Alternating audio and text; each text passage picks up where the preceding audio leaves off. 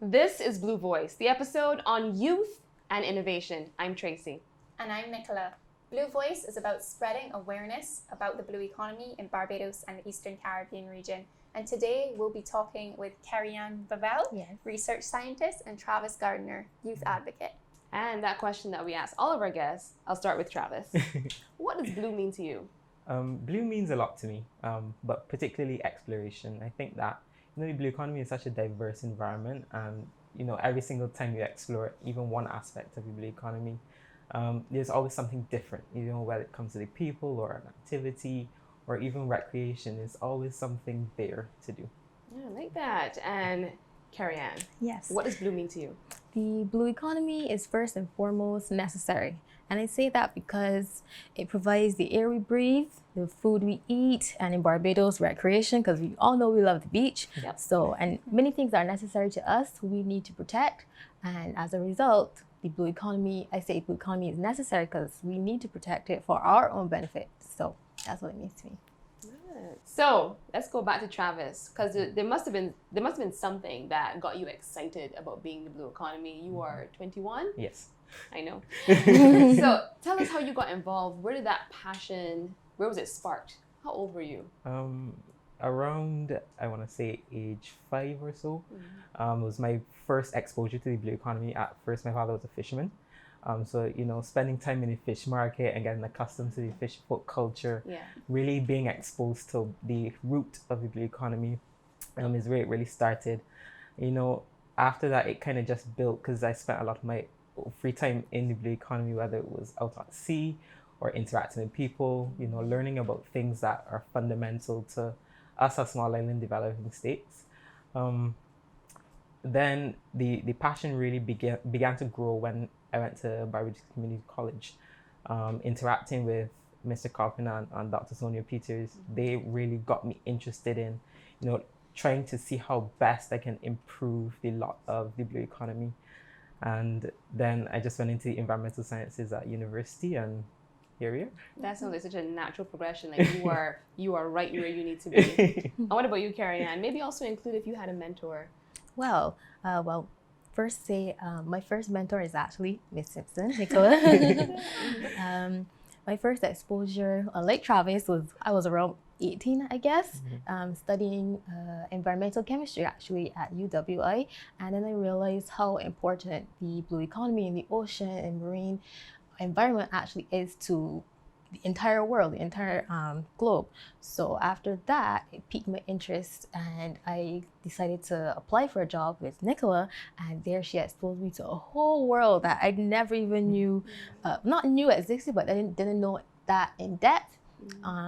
I wrote many blogs on lionfish and the invasions and PFOAs in our food containers and persistent organic pollutants, the whole works. And from then on, I figured how could me being a chemist contribute some way to helping the blue economy, and not the blue economy, but the marine environment, and thus plastics. The first thing, the global crisis actually. So what better way can I use my chemistry skills than to create something that can at least replace one kind of plastic that we use. So that's my story. So could you maybe share a bit more about that? You're one of the innovators that we work with at the UNDP ACT Lab, and you have been experimenting and testing over the past few months to try to find this alternative to single-use plastic. So could you share a bit more about this innovation, about your experimentation, some of the challenges that you may have faced, but also now some of the solutions that you've created? So my first problem was competition with food resources. Many bioplastics in the international realm are made using like corn, potatoes, cassava, etc. But they use the entire plant. However, as you know, in Barbados, our agricultural sector cannot sustain such large quantities to supply both our food economy as well as plastic. So I thought, how can I overcome this? And I figured, well, let's go experimenting and see what we can do with the waste. So I started with sweet potato and cassava peels actually, so I would not impede on our achievement of food security. And yes, and it has been going good ever since. Then I also decided what other thing can I use to improve it, because with many starch-based bioplastics, they are not as strong as traditional petroleum-based plastics. So I figured what in our local environment that is not only a waste, but actually has useful chemical compounds that can be added to improve quality. And thus, Sargassum seaweed and sodium alginate where it was just common sense to use those. Can you share a little bit more? You talk about sodium alginate. What is that? How is that linked to Sargassum seaweed, and how is that linked to the experimentation that you've been doing? Okay, so first and foremost, sodium alginate is a polysaccharide that is found in sargassum. So right. Sugar? Yes, is a carbohydrate. Yes, sargassum? Think carbs, and that's carbs what it is. Sargassum. Yes, carbs and sargassum. Great. And it is a clear jelly-like compound, completely food safe. So no worries, the scary name sodium alginate might sound a bit, but yes, completely food safe, and you can even eat sargassum as it is. You have something there in your lab that could be an alternative to the petroleum-based single-use plastics that we know, and I think it's very timely because Barbados has implemented a ban on specific single-use plastic items. So could what you have in your lab potentially be a replacement? Could what you have there go on a piece of onion as plastic wrap, as a substitute for plastic wrap? Could you maybe just share that and tell us what that is made of? So this first one, as you can see, is a bit more transparent. This is with pure cassava starch, and this was my first experiment before I decided to use cassava peels only so as to not impede on food security. And with that, cassava peels has many other compounds, etc. in it, and that's why the one I have created here from cassava peels actually has the brown color because of the other dirt and other filaments, etc. that can be found on the peels. But it doesn't impede on the formation or anything of the sort, so why get rid of it? And plus, it looks more natural, as you can see.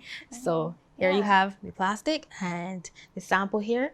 It covers soap or some other food item or anything as a possible replacement for plastic wrap, actually. So thanks for showing us how a potential challenge or problem could be turned into profit or into a solution. I think this is a really good example of how we're using innovation to help solve for some of the challenges facing the blue economy. So thanks for sharing that. Over to you, Travis. Could you maybe share a little bit more about some of your involvement in youth advocacy work and how that's linked to both the green and the blue economy? Well, Travis and Nicola, because I don't know about you all, but I was paused on cassava and sweet potato peels, and I just feel like our audience might be wondering how were you able to figure that out? How does that work? Yes, the process. So. Cassava peels, much like the cassava that we eat, it also contains starch. And I first in my final year project at UWI, I characterized and extracted that starch from the cassava peels. Starch, as you know, we can be found in breadfruit, cassava, sweet potatoes, edos, dasheen, the whole works. So yes, that we eat all throughout the Caribbean. And many other regions as well, which is why I decided to use these particular inputs, because it can be expanded, because all throughout the region we have a similar diet and we all produce similar waste. So what better thing to use than waste, completely free, cheap, and widely available. That's really fantastic. Yes. And it's amazing that you've done that, and we use these peels for compost, but here you are using it for an alternative for plastic wrap. So that's really great to see. Indeed. I think that's also another important point to touch on. We call it waste, but really it is something of value, and that's linked to the circular economy as well. So maybe that's something we can touch on a bit later. Yes. So Travis, over to you to maybe share a little bit about your journey and some of the work that you've done on being a youth advocate for both the blue and the green space, and how can we ensure that youth voices are part of the blue economy and providing inputs to our blue vision in Barbados and the Eastern Caribbean region. So I think that an important thing that we need to look at, especially in small islands, is the overlap of the blue and the green economy, because we don't have that much land space, and you blink and you're in the blue economy. We live in the blue economy, and it's a crucial part of who we are as a people. So throughout any work that I do, even if it's not linked directly to, the environment or the space on a whole, then it's still important to help people to understand that there's a huge overlap, and every single thing that you do does impact or has a knock-on effect to some other aspect of the whole value chain. So I think it was around 2015 that I really started to become, or started to advocate for certain things within the environment. And a lot of the projects that I planned when I took out children to see, a simple thing as a hike. It's like, okay, well, we're going to take a hike, but how do you add value to that? So teaching children about how, the fact that they litter, it doesn't stay inland. So, you might say, well, if it's out of sight, it's out of mind. You put it in a gully, and then you realize you're swimming and you're seeing the same bottle or the same piece of plastic floating next to you when you're in the water. But it does travel, and that's the whole reason for the teaching of the overlap. And every single thing that I do, working with small groups, it's all about seeing the importance of keeping a healthy environment and ensuring that we include all of the people that need to be included in order to build a sustainable environment. Perfect. I think that's an extremely important point, especially in a country the size of Barbados, where we are a coastal environment. Even if you are in St. Thomas or St. Andrew, with a slight elevation, we are still part of the coast, and everything that we do, from the fertilizers that you might use in the garden to the plastic bottle that someone pelts out a van or a vehicle, somehow that's going to enter our groundwater, our soil. It can enter our food, our sea, it can get back into us. So I think teaching these things to the youth is extremely important, as you said. Exactly. And one of the things you touched on earlier, do you believe that youth, or even yourself, do you think you're part of the bigger voice? Do you think you're part of the decision making? And if not, how do you think that can happen? So youth participation is increasingly important because this is the generation that's about to take over all the policies that have been made, all the industry, everything. So, it's important to understand that these things have an effect, and we need to chart our own path in terms of creating sustainable futures, ensuring that, everybody's able to have free, fair, and equitable lives. So youth are extremely important, and more young people are getting involved because they recognize their agency and their role in building a sustainable future.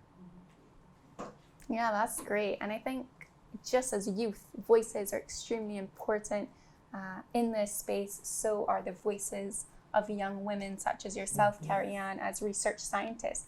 And I wanted you to share a bit more. What's it like being a young woman research scientist within this space? Well, first and foremost, I have nothing negative to say, which I think is really great, because I know many women across the world may not have a similar experience.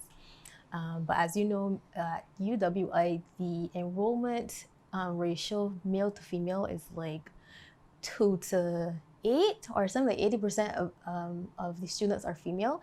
And as a result, I had no hindrances or any bad experiences being in that space, since it was kind of encouraged, more or less. But outside of the UE space, many people are impressed. They're like, oh my goodness, and you're so young, you're so this, and wow. So I would say overall it's been great, and I am very thankful for that, because I know many other women, especially young women, have such a hard time to even get into this sphere of knocking down barriers or stereotypes of being this is a male dominated field of work, and being a research scientist and going into hardcore STEM subjects is just like, female, no, just goes. That's great that you've had a positive experience, because as you said, the blue economy is traditionally a male dominated space, and the space of science technology is also a male dominated space. So I think it's great, and we need to continue to try to empower girls and women to move into this blue space. You can be a research scientist, You can be someone like me, you know, I can go out fishing, I can lift tanks. Quite often people are like, what are you doing lifting tanks? You can be someone that's creating a game, you can be coding, you can be whatever you want to be. Indeed. And that is how we can make, I think, a more inclusive blue economy, ensuring that everyone's voice is heard in creating the vision for the blue for Barbados and the Eastern Caribbean region. And I think that's a beautiful note to end on with this episode about youth and innovation in the blue economy. Thank you so much to our guests, Carrie-Anne, and to Travis for being here. Listen next time, watch next time to another Blue Voice.